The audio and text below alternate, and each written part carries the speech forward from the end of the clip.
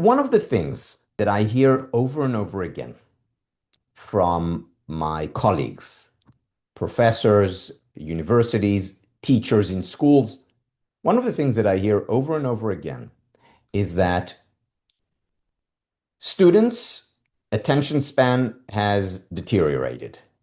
I don't think anyone would argue with that.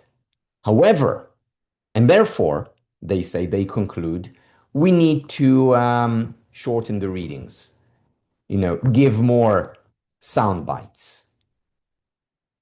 And by the way, even if they don't do it, then the students do it because they feed a very complex long paper to AI and it gives them the synopsis. Now, that's a problem. Both of these approaches are a problem. Of course, the AI shortcuts is a problem. And we need to find ways around it beyond just encouraging students to take the longer way. But also teachers who say, well, I can't give the same paper that I gave my students 30 years ago. They're not going to be able to deal with it. It's too long. It's too complicated. I need to dumb it down. I need to have shorter excerpts. That's a real problem. Why? Think about this analogy. Teachers are, in essence, doctors of the soul, or of the spirit, or of the mind. So while a medical doctor deals with physical ailments or with physical health, a teacher deals with cognitive, psychological, spiritual ailments or health. Now imagine a doctor who encounters a patient who's bedridden, meaning their muscles have weakened, and they find it very difficult to get out of bed. And imagine if the doctor would say the following: "Oh, wow, their muscles are so weak, they need to stay in bed because their muscles are weak." No, they would do the opposite, right? They would encourage them as much as possible to get out of bed, to walk, to go to the gym, to have physiotherapy, to strengthen those muscles. So rather than resigning to the situation, they find the antidote to the situation.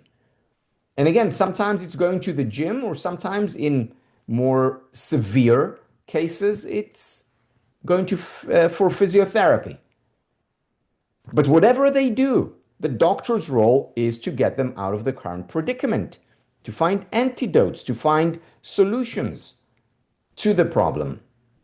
Not to play along with it and say, okay, their muscles are weak, so let them stay in bed. Right? No doctor in their right mind would do that, and no patient in their right mind would accept it. And yet, what are we doing? What are we saying when we say we need to shorten the readings? We need to have it, to be, it can't be as challenging as it was in the past.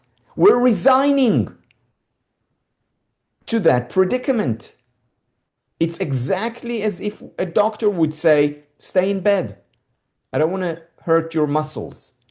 It's so difficult. Just do nothing or so little. The right approach would be, let's deal with that situation.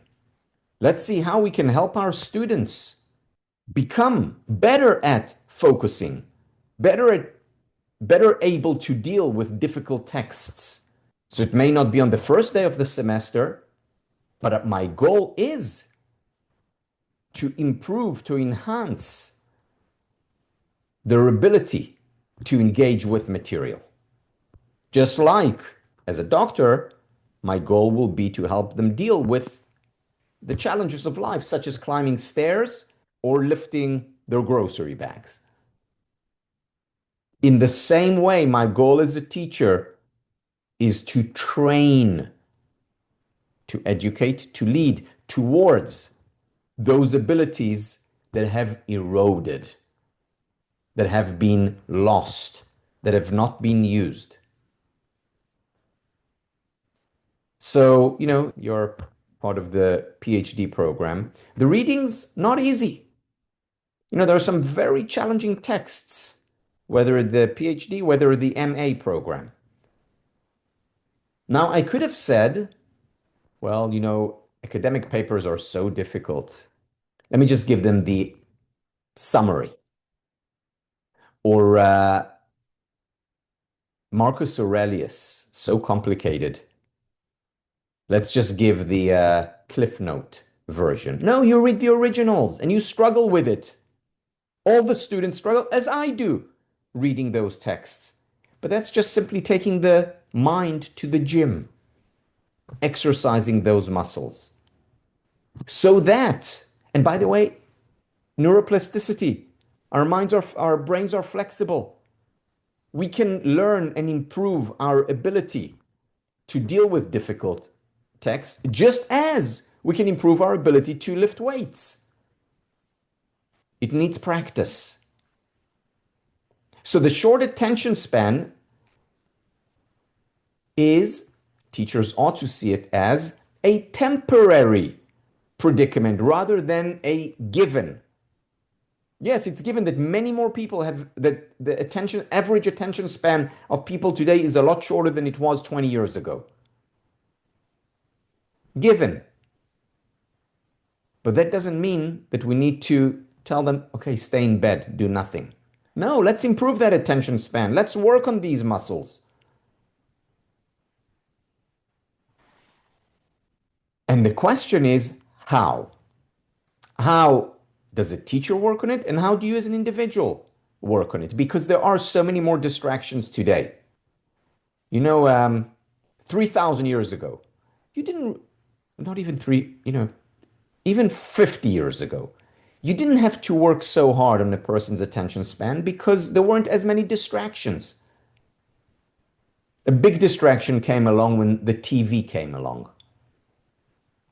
Because more and more families started to have the TV on for hours and hours every day. They were having dinner, the TV was on. Distraction. As opposed to dinner pre-TV or pre-radio when you were just together. Listening by default, because that's what you had to do. Listen. Or you were reading a book.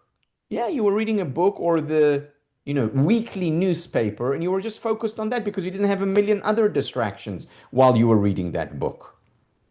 But today, we need to create an artificial environment, a distraction-free artificial environment. You know which educator was great at it and understood its value? Maria Montessori. You walk into a Montessori school, and what you find is a quiet, focused, distraction-free environment where the kids play with one thing. You know how long a Montessori class is? So a regular class in school today is average 45 minutes, sometimes even shorter. Attention span. A Montessori class for 3-year-olds, 3 hours. And during those 3 hours, they're engaged. Why? Because we have that capability. It's just we need to use it or else we lose it. Just like a muscle. You don't use your biceps, you'll lose your biceps. You don't use your legs, you'll have difficulty walking after a few months or even less than a few months. It's the same with these muscles. Our brains are plastic, just like, in other words, flexible. In other words, they need work in order to grow, just like our muscles are. So we need to create that environment. How do we create it?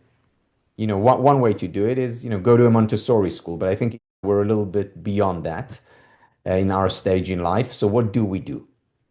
We close off the environment. How?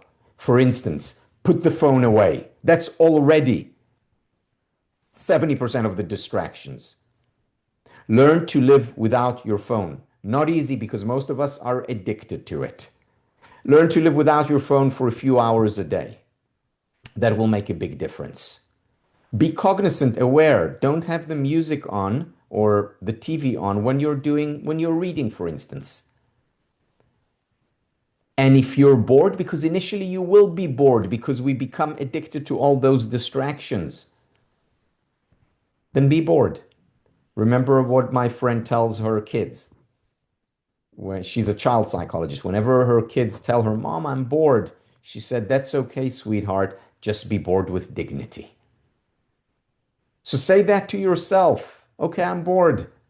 I'll just be bored with dignity. And over time, you will learn to experience more excitement with fewer stimulations. You won't need that music in the background. You'll just get it all from the novel that you're reading or from the conversation that you're having without checking the news every few minutes. It's practice. So creating more distraction-free or more single tasking rather than multitasking activities. And I'm not saying for the whole day, 24/7. It's okay to multitask and it's okay to live in chaos because that's modern life. But as I mentioned earlier, introduce these anchors that will reverse the trend and create more mindfulness rather than mindlessness, more focus rather than distraction.